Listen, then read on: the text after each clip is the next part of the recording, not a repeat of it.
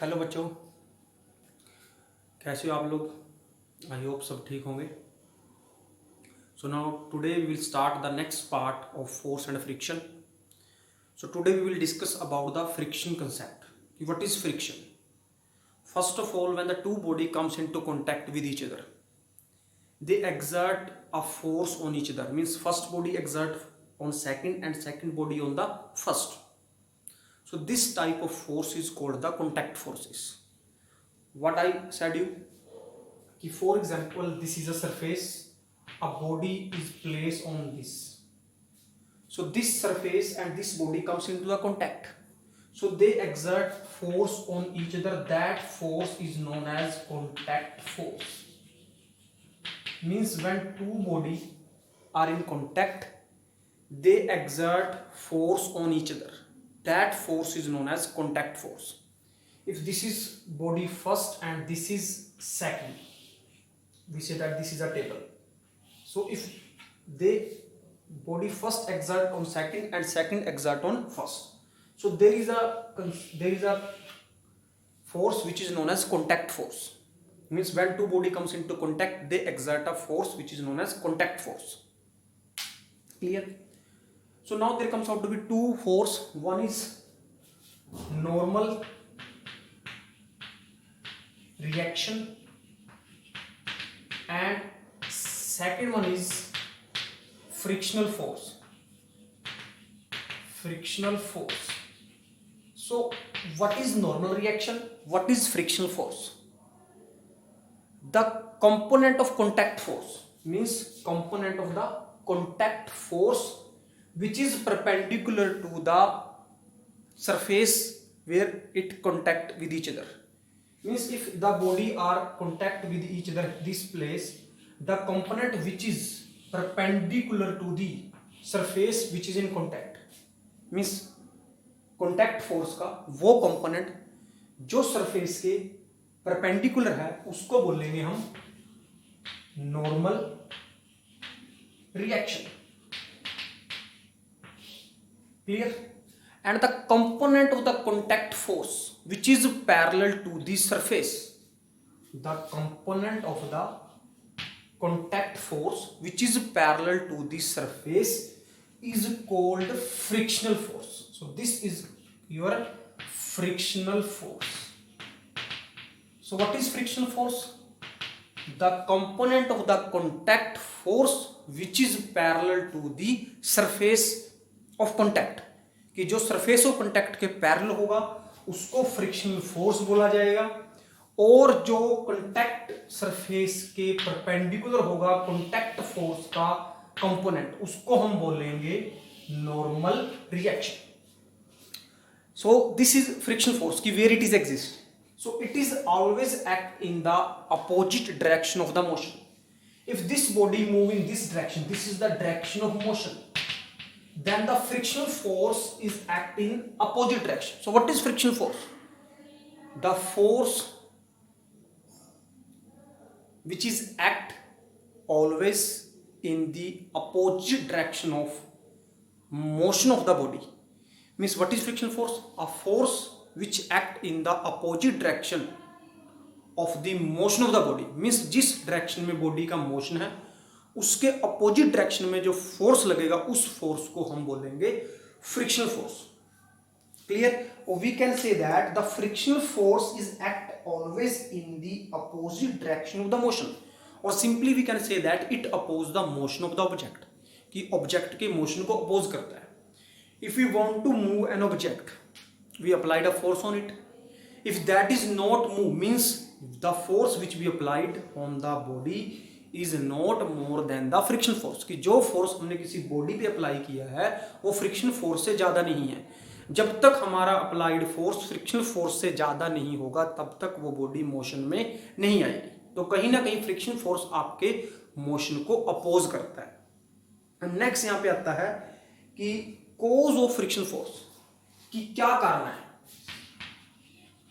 Causes of frictional force, कि frictional force क्यों होता है, क्या कारण है. एक्चुअल में जो सरफेस हमें स्मूथ दिखाई देते हैं that are not actually smooth, they have irregularities. Like मान लो ये कोई टेबल है कि जब हमें दिखाई दे रहा है तो ये स्मूथ है, बट एक्चुअल में there are the irregularities like this, means there is a up and down. If we place another object on it, like this is another object, it is appear to be smooth, but it have also irregularities on its surface. So when this surface is placed on that surface, so these irregularities are interlocked. क्या हो जाती है? ये interlock हो जाती हैं. और we can say that there is a cold welding होगी इनके बीच में. And these are not fix, ये फिक्स नहीं है कि जब इसको हम यहाँ पे रखेंगे तो ये इंटरलॉक यहाँ पे हो जाएगा. अब इन इंटरलॉक को तोड़ने के लिए हमें एक फोर्स अप्लाई करना पड़ेगा. क्लियर? जब ये इंटरलॉक टूटेंगे, लेकिन ये इंटरलॉक टूट गए, ये बॉडी यहाँ पे जाएगी तो there will form the another link interlocks. Means जो ये इरेगुलरिटीज हैं वो एक दूसरे में लॉक हो जाती हैं like this. In that way they interlock with each other. And when a body slide on the another body, they require a force to move that body. So this is the cause of friction. ये आपका कारण है friction का.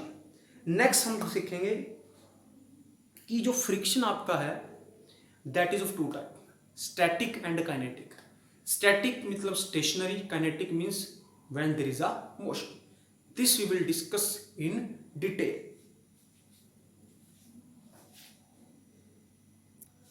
So now static friction, the force of friction which counterbalance the applied force during the state of rest. means जो force जब तक body rest में होगी, जब तक friction जो होगा उसको हम static friction कहेंगे. इसको हम समझते हैं एग्जाम्पल के साथ. For example, this is a surface, a body is placed on it. Clear? Its weight mg act in down direction and the normal reaction act in upward direction. We apply a force F on it. Clear? So when we apply this force on this, कि जब force apply करेंगे तो you know this is the direction of applied force. There exists another force which is a frictional force which act in the opposite direction of applied force. We say that it is small f.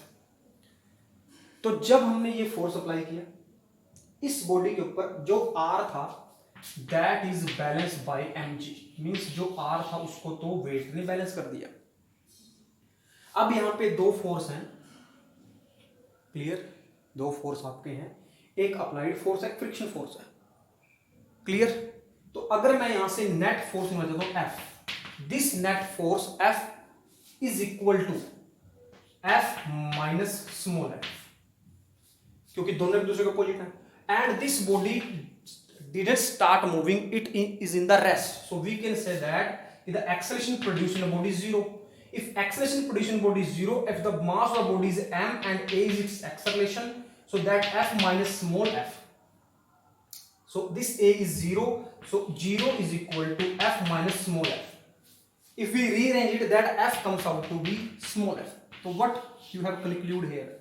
The applied force is equal to किसके आ गया? Friction force के आ गया. जब तक body move नहीं करेगी तब तक आपका जो अप्लाइड फोर्स होगा, तब तक आपका अप्लाइड फोर्स फ्रिक्शन फोर्स के बराबर होगा. तभी हमने बोला force of friction which counter balance the applied force. Static force of friction वो फोर्स ऑफ फ्रिक्शन है जो काउंटर बैलेंस करता है किसको? अप्लाइड फोर्स को. क्लियर? लेकिन जब एक बार बॉडी स्टार्ट कर देगी मूव करना, so that force, friction force start कर दिया मूव करना, मीन्स जो आपका अप्लाइड फोर्स था वो कहीं ना कहीं फ्रिक्शन फोर्स से ज्यादा हो गया and that body start moving. This is known as static friction. अब नेक्स्ट इसके बाद आएगा बेटा limiting force of friction. Limiting, अब नाम से लिमिटिंग, लेकिन लिमिटिंग फोर्स ऑफ फ्रिक्शन को हम डिटेल में समझेंगे. अब लिमिटिंग फोर्स ऑफ फ्रिक्शन की डेफिनेशन मैं आपको बाद में बताऊंगा. पहले आप लोगों को लिमिटिंग फोर्स ऑफ फ्रिक्शन के लिए हम कुछ डायग्राम बनाएंगे और आपको समझाएंगे. फर्स्ट ऑफ ऑल कि this is a surface, a body is kept on it. So if F is the force applied and we say that कि small f is the static force of friction. ये हमने F force apply किया, ये body rest में थी, यहां body किसमें है? रेस्ट में है. तो इसका मतलब ये फोर्स अप्लाई किया तो ये अप्लाइड फोर्स था, जैसी फोर्स अप्लाई किया वहां पे एक फोर्स है, कौन सा फोर्स, फ्रिक्शन फोर्स, जो काउंटर बैलेंस करेगा किसको, अप्लाइड फोर्स को। We say that this friction force is F dash. Now again this is the same body, we apply a force of 2F, clear, and here comes out to again friction force, static friction force, because this body is at the rest, clear, and we say that this is the F dash. Now the body is same, now we will apply a force of 3F and the friction force is F double dash. This is a static force of friction, but when we apply a force slightly more than 3F, कि जब हम 3F से थोड़ा सा force भी ज्यादा apply करते हैं, then this body start moving, clear. So this F double dash is the limiting force of friction, means ये क्या है, मैक्सिमम वैल्यू है, ये कम, फिर क्योंकि जैसे जैसे हम अप्लाइड फोर्स को बढ़ाएंगे वैसे वैसे आपका जो फ्रिक्शन फोर्स है वो भी बढ़ेगा। लेकिन एक टाइम ऐसा आएगा जब आपका अप्लाइड फोर्स इतना हो जाएगा कि फ्रिक्शन फोर्स उससे ज्यादा इंक्रीज नहीं कर सकता, तो वो होगी फ्रिक्शन फोर्स की मैक्सिमम वैल्यू। तो what is limiting force of friction, maximum value of friction, maximum value of friction force. What is limiting force of friction, maximum value of friction force up to that body comes into rest. When the applied force is more than this value, the body start moving, is called limiting force of friction. So इसकी definition को हम discuss करते हैं, what is limiting force of friction, तो इसको discuss करते हैं। Limiting force of friction, तो हमने क्या देखा, यहाँ पे F फोर्स अप्लाई किया तो स्टैटिक फ्रिक्शन आया आपका F स्मॉल f, फिर हमने 2F अप्लाई किया, स्टैटिक फ्रिक्शन है F डैश, फिर हमने 3F अप्लाई किया तो स्टैटिक फ्रिक्शन है F डबल डैश। तो हम क्या देख रहे हैं कि जैसे जैसे हम अप्लाइड फोर्स बढ़ाते हैं उसके साथ साथ आपका फ्रिक्शन फोर्स भी बढ़ता है, लेकिन एक टाइम ऐसा आता है जहां पे आपका फ्रिक्शन फोर्स मैक्सिमम हो जाता है, उससे उसकी वैल्यू नहीं बढ़ती, मींस उसके बाद वैल्यू नहीं बढ़ेगी, क्लियर। फॉर एग्जांपल यहाँ पे मान लो मैंने 5 न्यूटन फोर्स अप्लाई किया, क्लियर, तो जब मैं 5 न्यूटन फोर्स अप्लाई करता हूं तो जो फ्रिक्शन फोर्स होगा वो भी 5 न्यूटन होगा यहाँ पे। फिर मैंने यहाँ पे 10 न्यूटन अप्लाई किया तो ये भी 10 हो गया, क्यों, क्योंकि बॉडी बेटा रेस्ट में है, यहाँ पे भी रेस्ट, मतलब 5 अपने किया तो 5 ही फ्रिक्शन था। तो फिर मैंने यहाँ पे अप्लाई किया 50 न्यूटन, तो ये फोर्स ऑफ भी आ गया 15 न्यूटन, यहाँ पे बॉडी रेस्ट में थी। लेकिन जब मैं यहाँ पे 15.1 न्यूटन वी फोर्स अप्लाई करता हूं तो this body comes into the motion, ये बॉडी आ गई मोशन के अंदर। तो हमें यहां से क्या पता चला कि जब 15 तक तो फ्रिक्शन फोर्स 15 हो जाता है, लेकिन 15 के बाद आपका फ्रिक्शन फोर्स नहीं बढ़ा, तो ये आपकी आ गई maximum value of static friction which comes into play when a body start moving over the surface. कि ये मैक्सिमम वैल्यू स्टैटिक फ्रिक्शन, इससे ज्यादा स्टैटिक फ्रिक्शन नहीं हो सकता, उसको बोलेंगे लिमिटिंग फोर्स ऑफ फ्रिक्शन। और इन शॉर्ट मैं बार बार लिमिटिंग फोर्स ऑफ फ्रिक्शन नहीं बोलेंगे, हम इसको सिंपली बोलेंगे फ्रिक्शन। तो सिंपल सी बात है, जब आप किसी बॉडी के ऊपर फोर्स अप्लाई करते हो, पहले 5 किया तो फ्रिक्शन फोर्स भी 5 ही होगा, क्योंकि जो अप्लाइड फोर्स और फ्रिक्शन फोर्स है वो एक दूसरे के बराबर है, तभी बॉडी रेस्ट में। फिर आपने 10 किया तो फ्रिक्शन भी 10 है, फिर आपने 15 किया, फ्रिक्शन भी 15, लेकिन जब आप 15 से थोड़ा आगे गए तब आपका फ्रिक्शन फोर्स 15 से बड़ा नहीं, मींस जो मैक्सिमम वैल्यू है friction offered by the surface is 15 and that value is known as limiting force of friction. So next we will discuss laws of friction, means friction किस किस चीज पे depend करता है, फ्रिक्शन क्या है। तो एक लॉ तो आपको पता ही है कि friction is always in the opposite direction of the motion of the body, कि जो बॉडी के मोशन के वो अपोजिट होगा। दूसरा आपका है कि जो फ्रिक्शन फोर्स होगा that act always along the surface in contact, कि जो सरफेस के वो अलोंग होगा और tangentially, means friction force is always act tangentially along the surface, कि वो टेंजेंशियली होगा अलोंग द सरफेस। थोड़ा और इसको डिटेल में करेंगे, देखते हैं इसके बाद क्या आगे। First law we have discuss already, the friction force always act in the opposite direction of applied force or in the motion of the object। दूसरा the friction force always act tangentially along the surface, क्यों along the surface होगा means which is parallel to the surface. तीसरा the force of friction depend on the normal reaction, कि जो force of friction है वो normal reaction पर depend करेगा। इसको समझना कैसे डिपेंड करेगा, अगर हमने आपको कहा कि this is first body, this is second body, clear, ये आपकी 10 kg की है और ये आपकी है 20 kg की, तो अगर आपको कहा जाए कि किसको मूव करवाना इजी है तो आप बोलोगे 10, क्यों?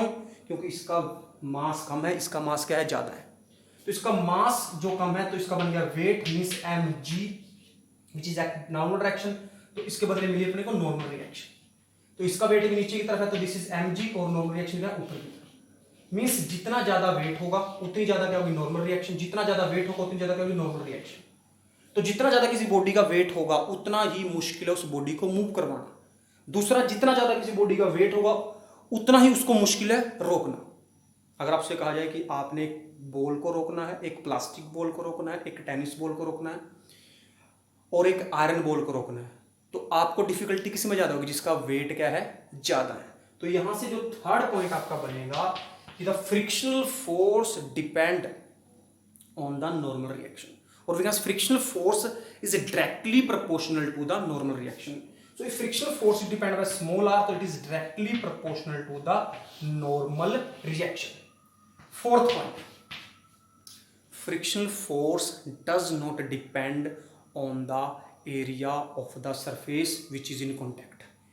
Clear कि जो एरिया है, मान लो ये एरिया है, इस एरिया के ऊपर डिपेंड नहीं करता, means frictional force does not depend on the area of contact of the two body, but it depend on the nature of the surface. अगर सरफेस स्मूथ होगा तो फ्रिक्शन कम होगा, अगर सरफेस रफ है तो फ्रिक्शन ज्यादा होगा। एग्जाम्पल समझते हैं कि जब बारिश के बाद हम जाते हैं बाहर तो there is a more chance कि वी विल स्लिप। रीजन क्या, कि वो सरफेस आपका स्मूथ हो गया, जो फ्रिक्शन था आपके स्लीपर के बीच में और ग्राउंड के बीच में वो कम हो गया। फर्श के ऊपर हम फिसल जाते हैं लेकिन रफ सरफेस के ऊपर हम नहीं फिसलते, मीन्स जो फ्रिक्शन फोर्स है वो नेचर पे डिपेंड करता है, एरिया पे डिपेंड नहीं करता। ये कुछ लॉ थे। पहला लॉ आपका क्या था, ऑलवेज अपोजिट डायरेक्शन होगा मोशन के। दूसरा, act always tangentially along the surface. Normal reaction के डायरेक्टली प्रोपोर्शनल है, एरिया पे डिपेंड नहीं करता लेकिन नेचर ऑफ द सरफेस पे डिपेंड करता है। तो ये आपके थे लॉज ऑफ फ्रिक्शन। उसके बाद आपका आता है नेक्स्ट है जो आपका वो है काइनेटिक फ्रिक्शन। अब काइनेटिक फ्रिक्शन क्या है, the force of friction comes into play when the bodies are in motion, कि जब बॉडी मोशन में होंगी और फ्रिक्शन जो रोल प्ले में आएगा उसको हम बोलेंगे काइनेटिक फ्रिक्शन। अब ये दो तरह का है, स्लाइडिंग एंड रोलिंग। जब एक बॉडी दूसरी बॉडी के ऊपर स्लाइड करेगी तो उसको स्लाइडिंग फ्रिक्शन कहेंगे, जब एक बॉडी दूसरी बॉडी के ऊपर रोल करेगी तो उसको हम बोलेंगे रोलिंग फ्रिक्शन। अब यहां पे था कोज ऑफ रोलिंग फ्रिक्शन क्या है। अब कोज ऑफ रोलिंग फ्रिक्शन समझते हैं। फॉर एग्जांपल ये कोई सरफेस है, ये आपकी कोई रोलिंग बॉडी है, तो जब ये बॉडी रोल करते हैं तो इसके नीचे का जो एरिया है बेटा उसको ये डिप्रेस कर देती है। तो अब ये बॉडी जो आपकी ये इसके अंदर आ गई, तो इस डिप्रेस्ड पार्ट से बाहर निकलने के लिए इसको कुछ एक्स्ट्रा फोर्स चाहिए, और जो डिप्रेस्ड पार्ट है इसी की वजह से इसको फ्रिक्शन ऑफर होता है। Clear? If you want it will be in detail, you once read from your book कि जब कोई बॉडी रोल करते एक सरफेस से दूसरे सरफेस के ऊपर तो वहां पे बेटा डिप्रेशन बन जाते हैं लाइक दिस, कि जो उसके नीचे वो कंप्रेस हो जाता है। तो अब इस बॉडी को इससे बाहर आना है और इसी डिप्रेशन की वजह से इसको फ्रिक्शन फोर्स ऑफर होता है। तो this is the reason of rolling friction. So next we will discuss the variation of force of friction and the applied force. Force of friction and applied force की हमने variation देखनी है। Variation means how it very.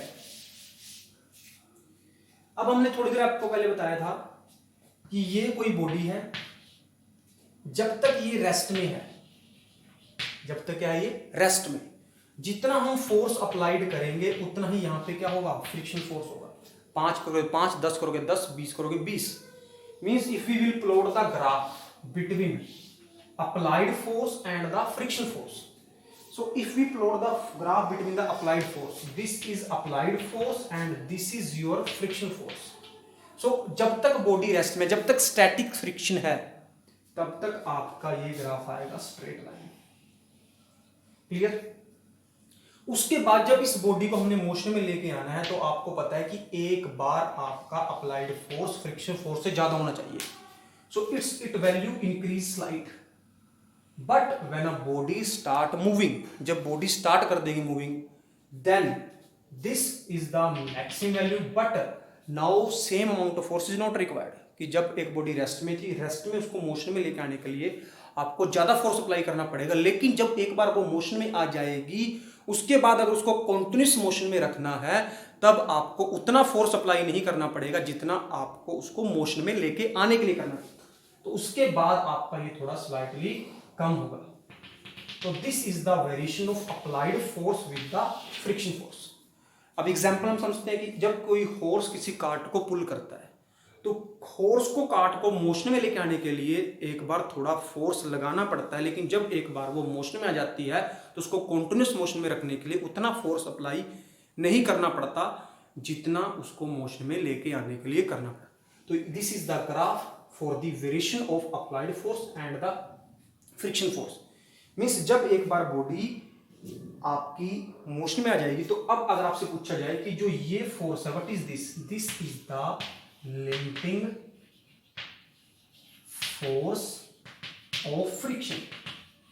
ये आपका है limiting force of friction. यहां पे means एक बार आपको मैक्सिमम फोर्स अप्लाई करना पड़ेगा, लेकिन जब एक बार ये मोशन में आ जाएगी तो आपका ये फोर्स पहले से कम हो जाएगा। तो this is the variation of force of friction and applied force. Next we will discuss the coefficient of static friction. अब है क्या आपका coefficient of static friction? Clear? So previously we have discuss, इसका एक डायग्राम बनाएंगे आपके साथ, उसको देखते हैं क्या है। Coefficient of static friction, the topic name is coefficient of static friction. Clear? So अगर मैं यहां से एक डायग्राम बना देता हूं, वो डायग्राम का क्या है कि ये आपकी कोई बॉडी है। क्लियर? इसका ये वेट mg डाउनवर्ड डायरेक्शन में है, नॉर्मल रिएक्शन अपवर्ड है, this is the direction of applied force and this is the direction of friction force. So what is the coefficient of friction? हमने ये पढ़ा था यहां से कि जो फ्रिक्शन फोर्स है that is directly proportional to the normal reaction. So what is coefficient of static friction? ये हम अब इसकी वैल्यू निकाल लेंगे कि what is the value of the coefficient of static friction, वो हम निकाल लेंगे अभी। सो वी नो दैट कि friction force F is directly proportional to the normal reaction. So if we want to remove this proportionality sign, here comes out to be a coefficient which is equal to mu s into r. This mu is known as coefficient of static friction. Clear? This is known as coefficient of static friction.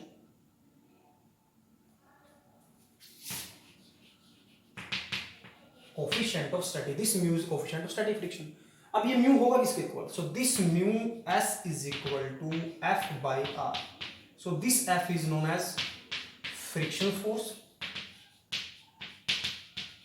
divided by normal reaction. अब ये जो normal reaction थी ये किसके equal थी? हमने कहा था this normal reaction is balance bye mg, क्योंकि बॉडी ऊपर नहीं जा रही, बॉडी तो आगे की तरफ जा रही है। समझो जो ऊपर वाला नेट फोर्स है वो आपका जीरो है, means r is equal to इसकी है mg। So this mu s is equal to f by mg। Clear? अगर आपसे पूछा जाए यहाँ पे इसकी यूनिट क्या होगी, क्योंकि बेटा this force also have the unit and जो वेट होता है आपका दिस इज डब्ल्यू, डब्ल्यू की यूनिट भी न्यूटन होती है, तो न्यूटन से न्यूटन आपका कैंसिल हो जाएगा, तो this is just a number. ये आपका सिर्फ क्या है? नंबर है।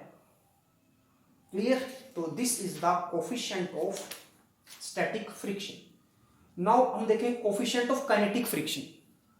क्लियर? ये स्टैटिक था, इसके बाद हम देखेंगे काइनेटिक फ्रिक्शन। तो भाई नेक्स्ट है कोफिशिएंट ऑफ काइनेटिक फ्रिक्शन। तो काइनेटिक फ्रिक्शन क्या था? अ force of friction comes into play when a body start moving on one body start moving on another body, कि जब एक बॉडी दूसरी बॉडी के ऊपर स्टार्ट करेगी मूव करना तो उसको बोलेंगे हम काइनेटिक फ्रिक्शन। तो बात आती है कोफिशिएंट ऑफ काइनेटिक फ्रिक्शन क्या होगा। तो सिंपल सी बात है बेटा, जो आपका काइनेटिक फ्रिक्शन है तो इसको मैं एफ के से लिख सकता हूं, दैट इज काइनेटिक फ्रिक्शन। कोई भी फ्रिक्शन है it is directly proportional to the reaction, normal reaction क्या होगा वो, and this F K is equal to mu. Mu means coefficient of kinetic friction, तो this is mu K into R. तो ये mu K की value क्या होगी, that is F K divide by R. Again mu K have no unit, इसकी कोई unit नहीं है, it is just a number, and this r is equal to mg. So this is the coefficient of kinetic friction. Clear? अब आपके जिसके पास book है बेटा, book में आप देख सकते हो वहां पे एक टेबल दे रखी है कि अलग अलग सरफेस का अलग अलग कोफिशिएंट ऑफ फ्रिक्शन है। मींस जो नॉर्मल रिएक्शन और फ्रिक्शन फोर्स की रेशो है वो अलग अलग सरफेस के लिए अलग अलग है। अगर आपसे पूछो what is coefficient of kinetic friction, it is the ratio of the friction force offered by the surface to the normal reaction or to the weight। तो ये आपका था coefficient of kinetic friction। Next we will discuss the angle of friction and angle of repose in detail। तो angle of friction को आपको समझाते हैं क्या है। So first of all we will take this is a surface, object is placed on it, ये कोई object रख दिए यहाँ पे, clear. Now the mg of that object acting downward direction, and if weight is in downward तो ये नीचे की तरफ फोर्स, तो बदले मेरी नॉर्मल रिएक्शन हमें ऊपर की तरफ, clear. If this is the direction of applied force, ये आपकी क्या है, डायरेक्शन ऑफ अप्लाइड फोर्स है, and then this is the direction of friction force, clear. तो ये नॉर्मल रिएक्शन था, ये फ्रिक्शन फोर्स था। तो अगर मैं नॉर्मल रिएक्शन फ्रिक्शन फोर्स का रिजल्टेंट निकालता हूं, रिजल्टेंट मींस इन दोनों वेक्टर का रिजल्टेंट ये आता, जिसको हमने कह दिया आर डैश। अभी निकला कहां से भाई, ये आप अगर पीछे चैप्टर में जाओगे, कौन से चैप्टर में, chapter number 4 parallelogram law of vector addition.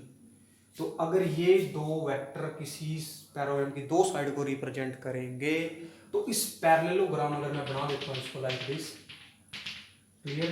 तो अगर ये एक पैरेललोग्राम है तो इन दोनों का जो रिजल्टेंट है it is represent by the diagonal, and this is angle theta, और ये जो एंगल थीटा है this angle is known as angle of friction. Friction, अभी एंगल ऑफ फ्रिक्शन की डेफिनेशन क्या है, the angle between the normal of friction force and the normal reaction, कि normal reaction और friction force का जो resultant है उसके और normal reaction के बीच के एंगल को हम बोलेंगे angle of friction. The angle between the normal reaction and the resultant of normal reaction and friction force। What is angle of friction? Angle between, इसके बीच में एंगल है normal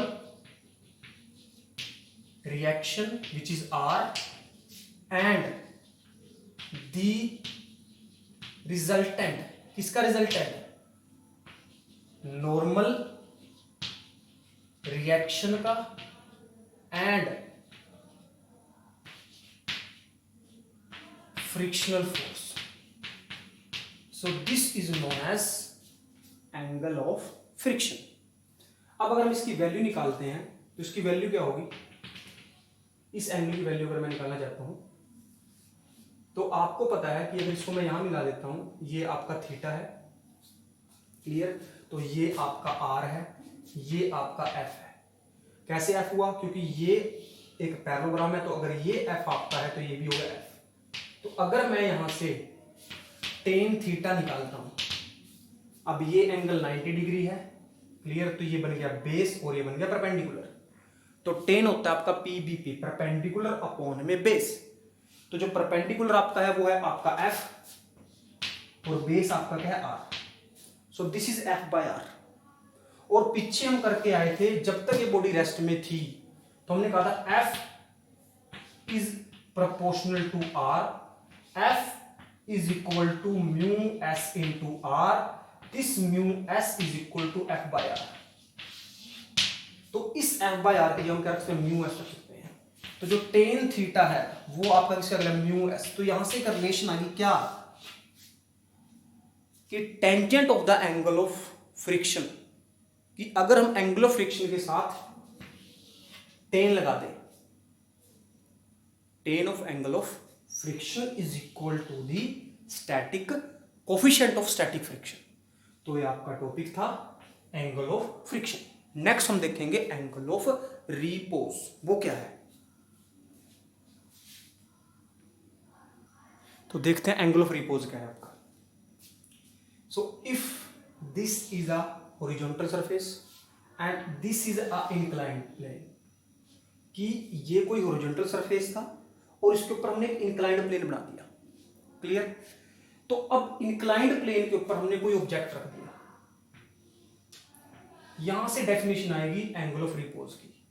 the minimum angle of a inclined plane with the horizontal surface, minimum angle between the, if we say that this angle is alpha, so this alpha is known as angle of repose. अब इसकी definition क्या है, minimum angle of inclined plane with horizontal surface so that if a object placed on that inclined plane it just start sliding down, कि जब किसी भी surface को इसके फॉर एग्जांपल हमने क्या कहा कि कम से कम एंगल, क्लियर। तो जैसे हमने इसको ऐसे समझना है, पहले हमने ये ऐसे इसके ऊपर ऑब्जेक्ट को रखा, ये स्लाइड नहीं कर रहा, फिर हम इसको यहां पे ले गए। अब जैसे हमने यहां पे रखा कम से कम एंगल, मिनिमम कम से कम, ज्यादा से ज्यादा तो करेगा ही, कम से कम एंगल जब किसी ऑब्जेक्ट को इस इंक्लाइंड प्लेन पे रखें और वो आपका ऑब्जेक्ट स्टार्ट कर दे नीचे की तरफ मूव करना, उसको बोलेंगे हम एंगल ऑफ रिपोज। अब ये एंगल आपका अल्फा था, ये थोड़ा ज्यादा इंक्लाइंड प्लेन बन गया आपका, इसको दोबारा बनाते हैं। ये मान लो आपका है inclined plane, clear, this is an object, this angle is alpha. तो अब हमने अल्फा निकालना है। फर्स्ट ऑफ ऑल अब बात को समझना बेटा आपने कि अगर कोई ऑब्जेक्ट सीधा हम रखते हैं उसका वेट सीधा नीचे की तरफ एक्ट करता है। अगर किसी ऑब्जेक्ट को हम किसी इंक्लाइंड प्लेन पे रखेंगे तो उसका वेट जो होगा वो थोड़ा स्लाइंटिंग वे में एक्ट करेगा। तो अब आपके इस वेट को मैं ऐसे रिप्रेजेंट कर रहा हूं, ऐसे, clear, this is the mg। बता देता हूं क्या है दोबारा से, कि मान लो ये ऑब्जेक्ट सीधा है तो इसका वेट सीधा करेगा। अगर मैं इसको ऐसे करना शुरू कर दूंगा तो ये आपका जो फॉर एग्जांपल पहले ऐसे था, अब इसको आप ऐसे करना शुरू कर दो, क्लियर। तो आप देख रहे हो ये आपका जो वेट है अब पहले तो बिल्कुल 90 डिग्री पे था, लेकिन अब थोड़ा ये एंगल से चेंज हो जाएगा, मींस वो स्लैंटिंग में आ जाएगा। Now we resolve it into component, so this is your mg। अब ये अल्फा है तो ये एंगल भी आपका होगा अल्फा, इसको मैं समझाऊंगा ये अल्फा कैसे है। तो it will become mg cos alpha, और जो अलोंग द सरफेस एक्ट करेगा वो बनेगा mg sin अल्फा, क्लियर। अब mg नीचे की तरफ है तो इसकी जो नॉर्मल रिएक्शन होगी वो ऊपर की तरफ होगी। तो यहां से जो पॉइंट आएगा कि this mg cos alpha is balanced by r, clear, r is equal to mg cos alpha. अब जब ये बॉडी नीचे की तरफ स्लाइड करना शुरू करेगी, जब तक बॉडी रेस्ट में थी तो आपको पता है यहां पे एक आएगा frictional force which is opposite to the motion. So जब तक ये बॉडी रेस्ट में होगी इसका मतलब ये mg sin alpha is balanced by the f means friction force. So this f is equal to mg sin alpha. This is equation 1 and this is equation 2। Now for the 2/1, जब 2/1 हम करेंगे तो आपका यहां पे क्या आएगा, f/r is equal to mg sin alpha divide by mg cos alpha. तो ये mg से mg कैंसिल हो गया, it will become tan alpha. Clear?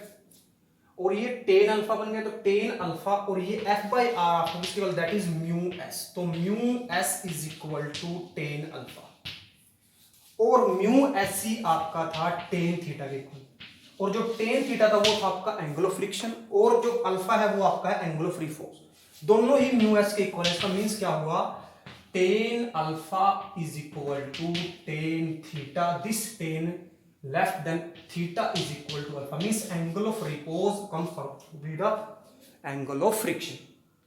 अब इसकी बात करते हैं ये कैसे हुआ आपका। क्लियर? इसको समझाता हूं आपका कि ये अल्फा कैसे बना।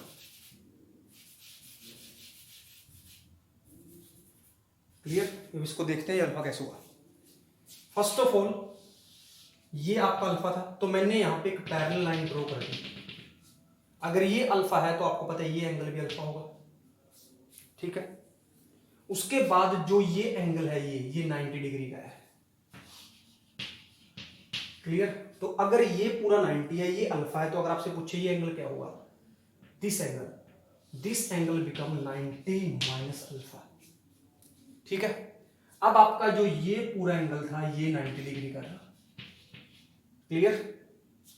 ये पूरा एंगल 90 डिग्री का था, और ये एंगल आपका है 90 माइनस अल्फा, तो ये एंगल क्या होगा, तो अगर मैं ये पूरा एंगल 90 है, ये आपका क्या है 90 माइनस अल्फा, तो अगर हम यहां से क्या करते हैं 90 माइनस 90 अल्फा, तो ये बन जाएगा प्लस 90 कैंसिल, तो दिस एंगल बिकेम अल्फा।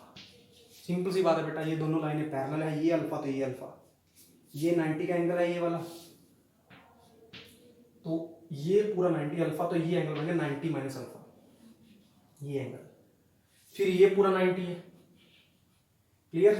तो ये अगर पूरा 90 है, ये है 90 माइनस अल्फा, तो अगर मैं ये एंगल निकालना चाहता हूं तो इस पूरे में से अगर मैं ये एंगल माइनस कर देता हूं तो ये एंगल आएगा, तो this angle comes out to be alpha. तो यहां पेपर में क्वेश्चन आता है prove that the angle of repose equal to the angle of friction, तो आपने फिर ये करना है। तो आज के लिए आपका इतना ही है, यहां तक आप कंप्लीट करो, वीडियो को पूरा देखो, कहीं पे कोई डाउट है तो बताओ। क्लियर? और वीडियो देखने के बाद अपना नाम जरूर कमेंट करो ताकि हमें